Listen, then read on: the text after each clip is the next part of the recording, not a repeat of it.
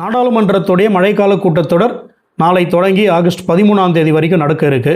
இந்த கூட்டத்தொடரில் 2 முக்கியமான அரசியலமைப்பு சட்ட திருத்த மசோதாக்கள் தாக்கல் செய்யப்படலாம் அப்படின்னு சொல்லி எதிர்பார்க்குது. அதில் ஒரு மசோதா பிரதமர், முதலமைச்சர், அமைச்சர் வரைக்கும் யார் குற்ற வழக்குகளில் கைதாகி 30 நாட்கள் சிறையில் இருந்தாலும் அவங்களுடைய பதவி தானாகவே பறிக்கப்படணும் அப்படின்னு சொல்லி ஒரு மசோதா. இன்னொன்று மக்கள் பிரதிநிதித்துவத்தை பற்றி பேசுகிற ஒரு மசோதா, அதாவது தொகுதி வரையறை, அப்புறம் மகளிருக்கான 33% இடஒதுக்கீடு பற்றினதுக்கான ஒரு மசோதா. இந்த 2 மசோதாக்களுமே இந்த நாடாளுமன்ற கூட்டத்தொடரில் தாக்கல் செய்யப்படலாம் அப்படின்னு சொல்லி எதிர்பார்க்கப்படுது. இந்த அரசமைப்பு சட்ட திருத்த மசோதாக்கள் நாடாளுமன்றத்தில் பாஸ் ஆகணும் அப்படின்னா என்ன நடவடிக்கை, அதுக்கு என்ன தேவை ஆளுங்கட்சிக்கு, அதோடைய ப்ரொசீஜர் என்ன அப்படிங்கிறது இந்த வீடியோவில் ஒரு அனலைசிஸ் நம்ம பார்த்துருவோம்.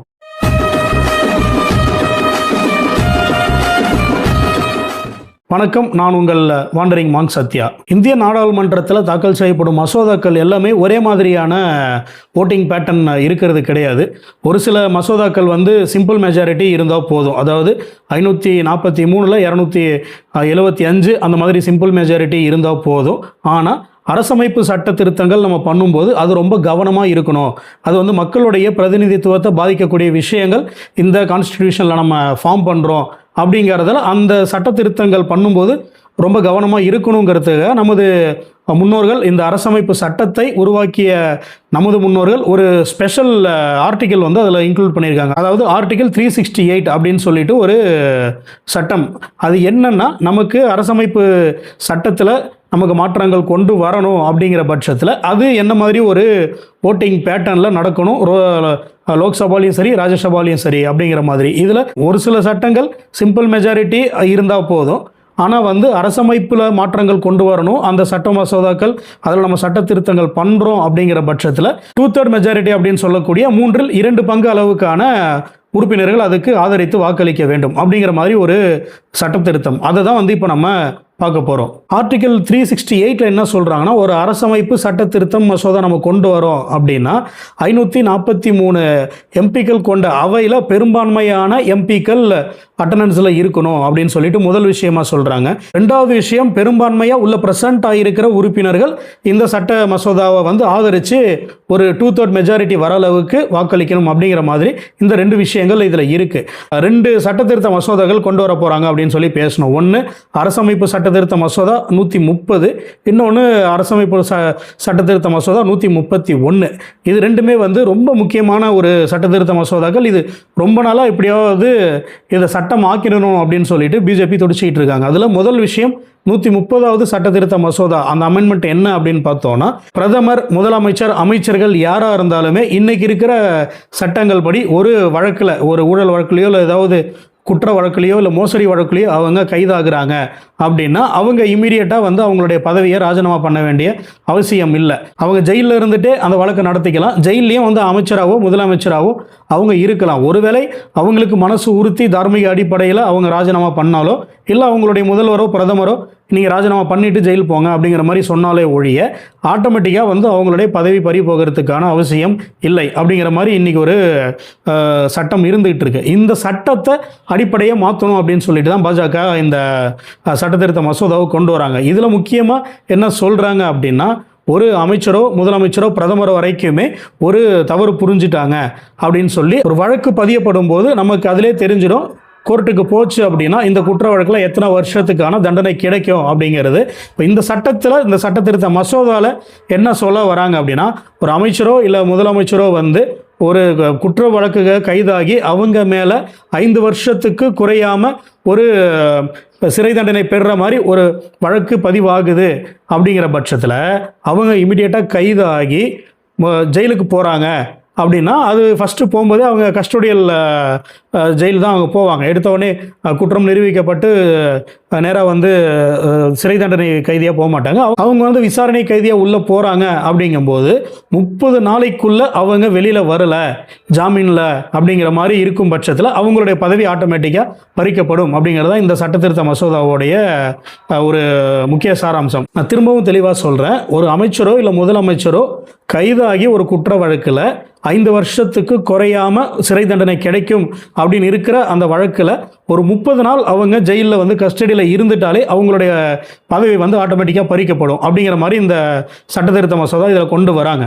இந்த 130வது அரசமைப்பு சட்டத்திருத்த மசோதா வந்து 2025 வருஷம் ஆகஸ்ட் மாதமே வந்து இந்திய உள்துறை அமைச்சர் அமித்ஷா நாடாளுமன்றத்தில் தாக்கல் செய்கிறார். அப்போ வந்து பல்வேறு எதிர்ப்புகள் எழுது, பல்வேறு சர்ச்சைகள், பல்வேறு விமர்சனங்கள் வருது. இதில் நிறைய விஷயங்கள் நீங்கள் மாற்றணும் அப்படின்னு சொல்லி எதிர்கட்சிகள் பிரச்சனை பண்ணுறாங்க. அப்படிங்கிற பட்சத்தில் இதை வந்து அப்புறம் ஜேபிசி அப்படின்னு சொல்கிற ஜாயின்ட் பார்லிமெண்ட்ரி கமிட்டிக்கு இதை டிரான்ஸ்ஃபர் பண்ணுறாங்க. இது வந்து ஒரு பல்வேறு நிலையில் இருக்க முன்னாள் உச்சநீதிமன்ற, உயர்நீதிமன்ற நீதிபதிகள், வழக்கறிஞர்கள், அரசு வழக்கறிஞர்கள், அரசியல் கட்சிகளை சார்ந்த பிரதிநிதிகள், அவங்கெல்லாம் இருக்கக்கூடிய அந்த ஒரு குழு தான் ஜாயின்ட் பார்லிமெண்ட்ரி கமிட்டி.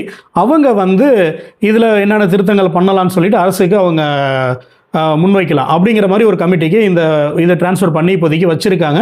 டிஸ்கஷன்ஸ் போயிட்டுருக்கு அந்த 130வது சட்டத்திருத்தம் பொறுத்த வரைக்குமே. அதில் அரசு தரப்பில் என்ன சொல்கிறாங்க அப்படின்னா, நம்ம ஒரு குற்ற வழக்கு கைது ஆகிறோம் அப்படின்னா நமக்கான அந்த பொறுப்பு இருக்குது. நம்மளுடைய பதவியை வந்து துஷ்பிரயோகம் பண்ணி அந்த தவறு நம்ம பண்ணியிருக்கோம், அந்த குற்றம் பண்ணியிருக்கோம் அப்படிங்கும்போது அதுக்கான ஒரு தார்மீக பொறுப்பு ஏற்றுக்க வேண்டிய கட்டாயம் நமக்கு இருக்குது. அப்படிங்கிறதால அந்த வழக்கை சந்திக்கும் போது நம்ம ஒரு சாதாரண பிரஜையாக இருந்து தான் அந்த வழக்கை சந்திக்கணும். அதனால் நீங்கள் அமைச்சராகவோ முதலமைச்சராகவோ பிரதமராகவே இருந்தாலும் ராஜினாமா பண்ணணும். இல்லை அப்படின்னா அது வந்து உங்களுடைய பதவி பறிக்கப்படும் அப்படிங்கிற மாதிரி ஒரு சட்டத்திருத்த மசோதா நாங்கள் கொண்டு வரோம்னு சொல்லி அரசு தரப்புலேருந்து சொல்கிறாங்க. ஆனால் எதிர்க்கட்சிகள் என்ன சொல்கிறாங்க அப்படின்னா, இந்திய சட்டப்படி ஒருத்தர் வந்து அவர் மேலே வழக்கு பதிஞ்சிடுச்சு, கோர்ட்டில் கேஸ் நடக்குது அப்படிங்கிறதாலே வந்து அவர் வந்து குற்றம் சாட்டப்பட்டவர் ஆயிட மாட்டார், ஒரு குற்றவாளியாக ஆயிட மாட்டார். வழக்குகள் நடந்து முடிவாகி ஃபைனல் ஹியரிங்கு எல்லாமே முடித்து வேர்டிக்ட் வந்ததுக்கு அப்புறம் தான் அவர் குற்றம் சாட்டப்பட்டவரா இல்லை நிரபராதியா அப்படிங்கிறது கோர்ட்டு முடிவு பண்ணோம். அப்படி இருக்கிற இந்த மாதிரி ஒரு சட்டம் நம்ம வச்சுக்கிட்டு இருக்கிற நாட்டில் நீங்கள் 30 நாள் ஒருத்தர் கஸ்டடியில் போகிறாரு ஜெயிலுக்கு அப்படின்னா அவருடைய பதவியை பறிக்கிறது வந்து அவ்வளோ சரியான விஷயம் கிடையாது அப்படின்னு சொல்லி எதிர்க்கட்சிகள் சொல்கிறாங்க. இது நம்ம பல்வேறு காலகட்டங்களில் அரசியல் வரலாற்றில் பார்த்துருக்கோம். ஒரு கவர்மெண்ட் மாறி போகிறாங்க அப்படின்னா திரும்ப புது கவர்மெண்ட் வரும்போது அந்த பழைய அமைச்சர்கள் மேலே, முதலமைச்சர்கள் மேலே வழக்குகள், ஊழல் வழக்குகள், குற்றச்சாட்டுகள் வந்து நிறையா வரும். அதுக்கான வழக்குகள் வந்து பதியப்படும், அதில் கேஸ் நடக்கும். அப்போது இந்த அமைச்சர்கள் வந்து கைது பண்ணப்படுவாங்க. ஒரு போயிட்டு ஃபஸ்ட்டு கைது பண்ண உடனே வந்து மேஜிஸ்ட்ரேட் முன்னாடி ப்ரொடியூஸ் பண்ணால் அவங்க வந்து ரிமாண்டா இல்லை வந்து ஜாமீனா அப்படின்னு சொல்லிட்டு அவங்க முடிவு பண்ணுறாங்க. ஆனால் இந்த மாதிரி ஒரு விஷயம் நடக்கும்போது ஒரு 30 நாள் அவங்க விசாரணை கைதியாக உள்ளே இருக்காங்க அப்படின்னாலே பதவி பறிக்கிறதுங்கிறது எந்த அளவுக்கு நியாயம் அப்படின்னு சொல்லி தெரியலன்னு சொல்லி எதிர்க்கட்சிகள் அவங்களுடைய வாதத்தை முன்வைக்கிறாங்க. இது இப்போது ஜாயின்ட் பார்லிமெண்ட்ரி கமிட்டியோடைய அந்த டிஸ்கஷனில் இருக்குது. அவங்க வந்து இந்த 30 நாள் கஸ்டடியில் இருக்க பீரியடில் அவங்க ரிமூவல் பண்ணாமல் அதை வந்து சஸ்பென்ஷன் அப்படின்னு சொல்லி வைக்கலாம். அந்த காலகட்டத்தில் அவங்களுக்கான பவர்ஸ் இருக்காது, அவங்களுக்கான அந்த சலுகைகள் கிடைக்காதுன்னு வேணால் வைக்கலாம் அப்படிங்கிற மாதிரி ஒரு மாற்றத்தையும் வந்து அரசுக்கு அவங்க முன்மொழிஞ்சிருக்காங்க அப்படிங்கிற மாதிரி தெரியுது. இந்த சட்டத்திருத்த மசோதாவும் இந்த நாடாளுமன்ற கூட்டத்தொடரில் வரத்துக்கான பாஸ் ஆகிறதுக்கான வாய்ப்புகள் இருக்குது அப்படின்னு சொல்லி பேசப்படுது. இது வந்து அமைச்சர்களுடைய அந்த முறைகேடுகள் பற்றி பேசுகிற ஒரு சட்டத்திருத்த மசோதா.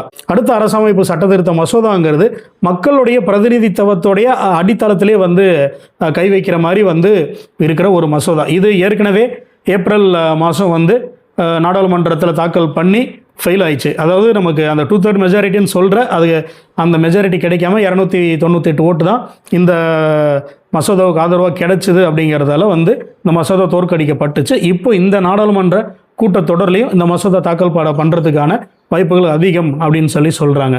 இந்த 131வது அரசமைப்பு சட்டத்திருத்த மசோதாவுடைய முக்கிய சாராம்சம் என்ன அப்படின்னு பார்த்தோன்னா, இதில் 2 விஷயங்கள் முக்கியமாக பேசப்படுது. ஒன்று, பெண்களுக்கான 33% இடஒதுக்கீடு. அதாவது நாடாளுமன்றத்திலையும் சரி, மாநிலங்களவை, மக்களவை ரெண்டுலையுமே சரி, மாநிலங்களுடைய சட்டசபைகளிலும் சரி பெண்களுக்கு 33% சீட்டு ஒதுக்கீடு இருக்கணும் அப்படின்னு சொல்லிட்டு ஒரு சட்டத்திருத்த மசோதாவை இது வந்து முன்மொழிகிறாங்க. அதே மாதிரி அதில் இன்னொரு முக்கியமான விஷயம் என்ன கூட சேர்த்துட்டாங்க அப்படின்னா, இந்த தொகுதி வரையறை அப்படின்னு சொல்கிற அந்த ஒரு முக்கியமான விஷயத்தையும் இதே சட்டத்திருத்த மசோதாவில் சேர்த்துட்டாங்க. அதாவது இந்த பெண்களுக்கு 33% இடஒதுக்கீடு மசோதாங்கிறது 2023 வந்து தனியாக பாஸ் பண்ணிட்டாங்க.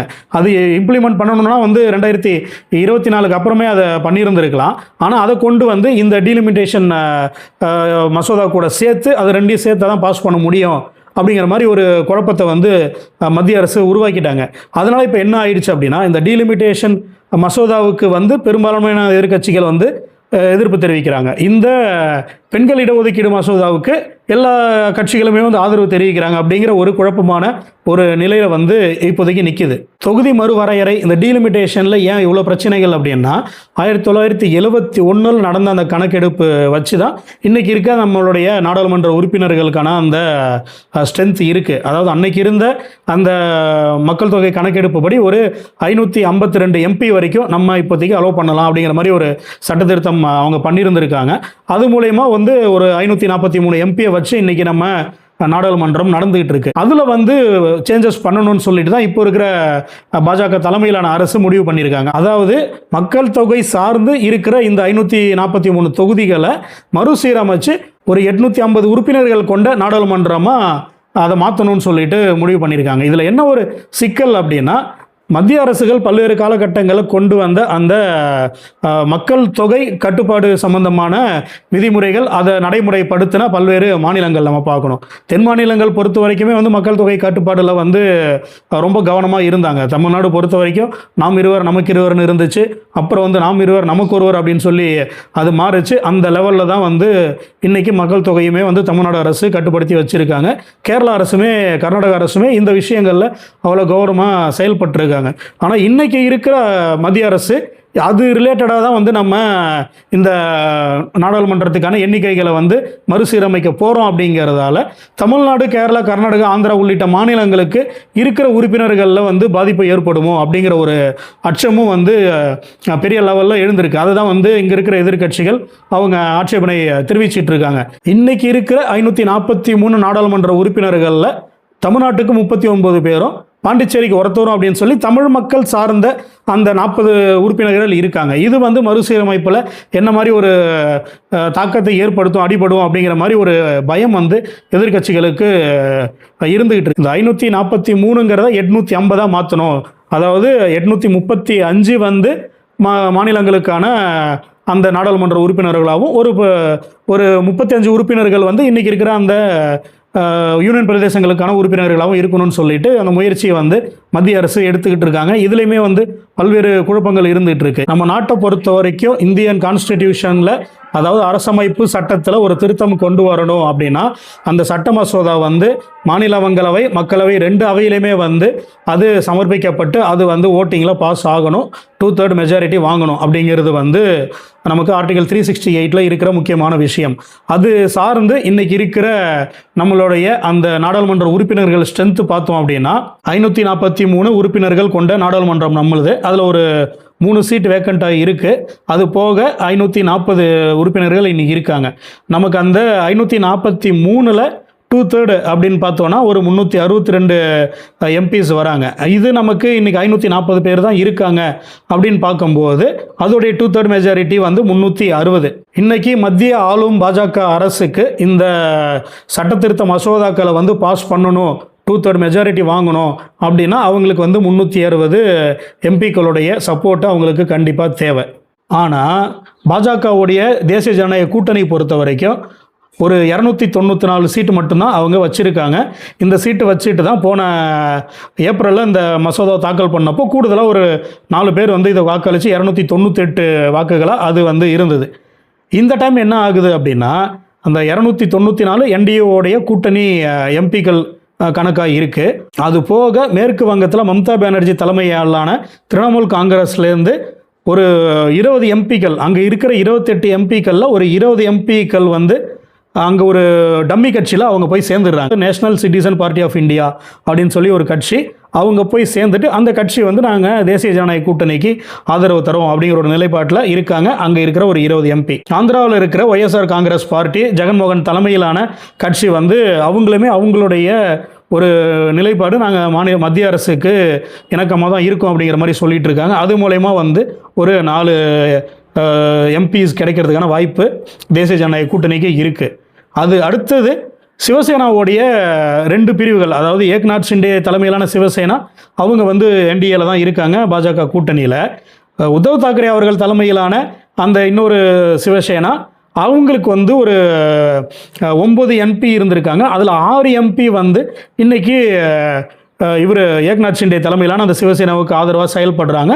அவங்களுடைய வாக்குகளை நம்ம இதில் சேர்த்துக்கிறோம். ஆக மொத்தம் 324 எம்பிக்கள் வந்து இப்போது சாலிடாக தேசிய ஜனநாயக கூட்டணியோடைய பேக்கெட்டில் இருக்காங்க. பாஜகவுக்கு ஆதரவாக இந்த சட்டத்திருத்த மசோதாக்களுக்கு வாக்களிக்கிறதுக்கு தயாராக இருக்காங்க. இந்த சூப்பர் மெஜாரிட்டி அப்படின்னு சொல்கிற 3/2 பங்கு வாக்குகள் பெறுறதுக்கு அந்த 360 அப்படின்னு சொல்லி நம்ம பார்த்ததில் பாஜகவுக்கு ஒரு 324 உறுப்பினர்கள் இன்னைக்கு ஆதரவாக இருக்காங்க அப்படின்னு பார்க்கறதுல இன்னும் எவ்வளோ ஷார்ட்டேஜ் அப்படின்னு பார்த்தோம்னா 36 எம்பிக்கள் இன்னும் பாஜகவுக்கு தேசிய ஜனநாயக கூட்டணிக்கு இந்த மசோதா தாக்கல் பண்ணி பாஸ் பண்ணுறதுக்கு ஷார்ட்டேஜாக இருக்காங்க. அது வந்து அவங்க எப்படி சமாளிக்க போகிறாங்க அப்படின்னு சொல்லிட்டு தெரியல. காங்கிரஸ் தலைமையிலான இந்தியா கூட்டணி பொறுத்த வரைக்கும் ஒரு 190 எம்பிஸ் அவங்க கிட்ட இருக்காங்க. அந்த லிஸ்ட்டு பார்த்தோம் அப்படின்னா காங்கிரஸ் வந்து ஒரு 98 சீட்டு, சமாஜ்வாடி கட்சி வந்து ஒரு 37, திரிணாமுல் காங்கிரஸில் அதாவது மம்தாவுடைய ஆதரவாளர்கள் அப்படின்னு சொல்கிற அந்த 8 பேர், தேசியவாத காங்கிரஸ் கட்சியோடைய ஒரு 8 உறுப்பினர்கள் இவங்க மேஜராக இருக்காங்க. அப்புறம் விசிகே, மதிமுக, ஐயுஎம்எல், சிபிஐ, சிபிஎம் எல்லாமே வந்து திமுக கூட்டணியில் போன நாடாளுமன்ற எலெக்ஷனை தமிழ்நாட்டில் சந்தித்து சீட்டு வாங்கிட்டு இன்னைக்கு வந்து விஜய் தலைமையிலான அரசுக்கு அவங்க ஆதரவு தெரிவித்ததன் மூலயமா காங்கிரஸ்க்கான அவங்களுடைய ஆதரவு நாடாளுமன்றத்தில் இருக்குது அப்படின்னு சொல்லி நம்ம எடுத்து, இது போக திமுக கிட்ட ஒரு 22 எம்பிகள் இருக்காங்க. அதுதான் வந்து ஒரு முக்கிய கேம் சேஞ்சராக இப்போ பார்க்கப்படுது. நமக்கு அந்த 324 தேசிய ஜனநாயக கூட்டணியில் இருக்காங்க, இவங்ககிட்ட ஒரு 22 இருக்காங்க அப்படின்னு பார்க்கறதுல திமுக சப்போர்ட் பண்ணுறதுக்கான வாய்ப்புகள் இருக்கிறதா தான் இப்போ வரைக்கும் பேசப்படுது. இன்றைக்கி காலையில் திமுக எம்பி திருச்சி சிவா பேசும்போது கூட நாங்கள் இந்த மகளிர் இடஒதுக்கீடு மசோதாவுக்கு நாங்கள் ஒன்றும் எதிர்ப்பு தெரிவிக்கலை, ஆனால் டீலிமிட்டேஷன் பொறுத்த வரைக்கும் அதோடைய ப்ரொசீஜர் என்னங்கிறது இன்னும் யாருக்கும் தெளிவாக தெரியல. அந்த ஒரு தெளிவு இல்லாமல் இந்த சட்டத்திருத்த மசோதா நாங்கள் ஆதரிக்க மாட்டோம் அப்படிங்கிற மாதிரி ஒரு விஷயமும் இன்றைக்கி காலையில் பதிவு பண்ணியிருக்கார். அதே மாதிரி சரத்பவார் அவர்கள் தலைமையிலான தேசியவாத காங்கிரஸ் கட்சியுமே அவங்களுக்கிட்ட இருக்கிற அந்த ஒரு 8 எம்பிக்களை வச்சுட்டு பாஜகவுக்கு ஒரு ஆதரவான நிலைப்பாட்டை எடுக்கிற மாதிரி தான் தெரியுது. அதில் இன்னொரு முக்கியமான விஷயம் என்ன தெரிய வருதுன்னா, சரத்பவார் அவர்கள் கட்சியில் இருக்கிற அந்த 8 எம்பிக்களில் ஒரு 6 பேர் வந்து ஏக்நாத் ஷிண்டே தலைமையிலான சிவசேனா கட்சி கூட வந்து அவங்க தொடர்பில் இருக்காங்க. கடந்த ஒரு வாரமாக வந்து மகாராஷ்டிரா பாஜக தலைவர்கள் அவங்க சந்திச்சிட்டு இருக்காங்க, தேவேந்திர ஃபட்னவிஸ் உட்பட அப்படிங்கிற மாதிரி தகவல்களும் வருது.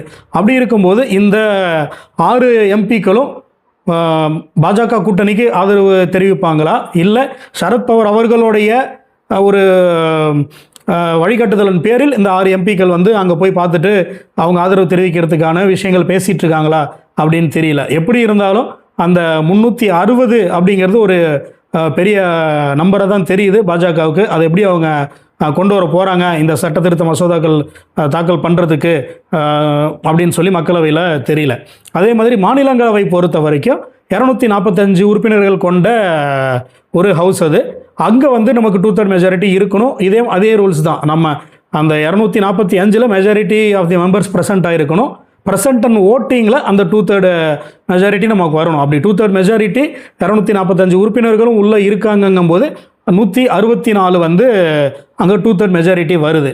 இப்போது பாஜக தலைமையிலான தேசிய ஜனநாயக கூட்டணிக்கு அங்கே 150 எம்பிக்கள் தான் மாநிலங்களவையில் இருக்காங்க. இதையுமே வந்து எப்படி பாஜக கரெக்ட் பண்ணி கொண்டு வர போகிறாங்க அப்படின்னு சொல்லி தெரியல. 130வது 131வது சட்டத்திருத்த மசோதாக்கள் வெறும் மசோதாக்களாகவே போயிடுமா, இல்லை சட்டமாக ஆகுமா அப்படிங்கிறது வருங்காலங்களில் தான் நமக்கு தெரிய வரும். இந்திய அரசமைப்புங்கிறது ஒரு சாதாரணமான புக்கோ இல்லை ஒரு ஆவணமோ கிடையாது. அது இந்தியாவில் வாழ்கிற 130 கோடி மக்களின் ஒரு சமூக ஒப்பந்தம். அதனால தான் வந்து அதை திருத்துறதுல அவ்வளோ ஒரு கடினமான ஒரு விஷயங்கள் நம்மளுடைய முன்னோர்கள் வச்சுட்டு போயிருக்காங்க. சட்டத்தை ஏற்றதை விட மிகப்பெரிய பொறுப்பு இந்த அரசமைப்போடைய அடிநாதம் தளர்ந்து விடாமல் பார்த்துக்கிறது தான். அதனால தான் வந்து இந்தியா இன்னைக்கு வரைக்கும் உலகத்தின் ஒரு மிகப்பெரிய ஜனநாயகமாக இருந்துகிட்டு இருக்கு. இதை மனசில் வச்சுக்கிட்டு நம்மளுடைய அரசு செயல்படுவாங்க அப்படிங்கிறத நம்புவோம். இந்த வீடியோ பற்றின உங்களுடைய கருத்துக்களை கீழே கமெண்ட்ஸில் பதிவு பண்ணுங்கள். இது போன்ற பயனுள்ள தகவல்களை மேலும் தெரிந்து கொள்ள உங்கள் வாண்டரிங் மாங்க் சத்யாவுடன் இணைந்திருங்கள்.